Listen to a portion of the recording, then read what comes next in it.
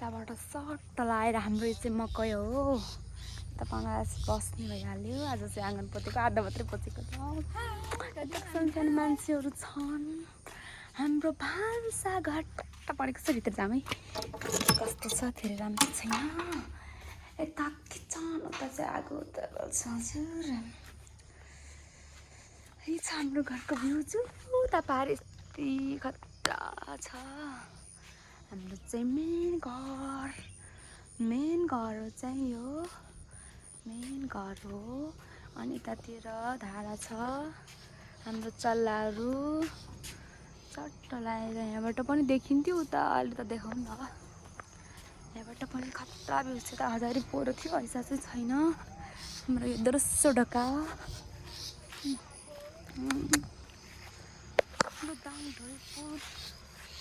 चाहिँ यति दामी देखिरहेछ नि।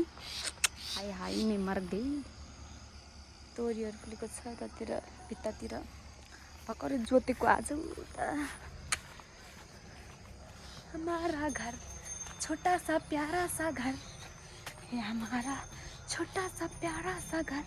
अब हामी जान्छौँ मेन ढोकाको भित्र हाम्रो बैठक कोठातिर जान्छौँ।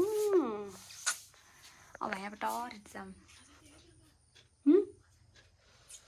अनि हाम्रो घरको यहाँनिर घोडा चाहिँ यस्तै मनपर्छ क्या मलाई नि। हाई हाई अनि अर्को पनि थियो राम्रोमा जरा कहाँ गएछ त्यो। हाम्रो फ्यामिली फोटो मम्मी बाबा हजुरआमा हजुरबुवा। अनि यो चाहिँ बहिनीको एसीको सुप्पा देउराली दिदी गाछे गोर्खा टेम्पल कहाँ हो यो चाहिँ 12 कुने दहबु बाबा जानुभएको थियो। अनि बहिनी अनि यता भयो। अनि यो चाहिँ हजुरबाले ल्याउनु भएको पशुपतिनाथ देखे। यो पनि हजुरबाले। यो चाहिँ दिदी ल्याएको घोडा यहाँ छ हाम्रो स्पेसल।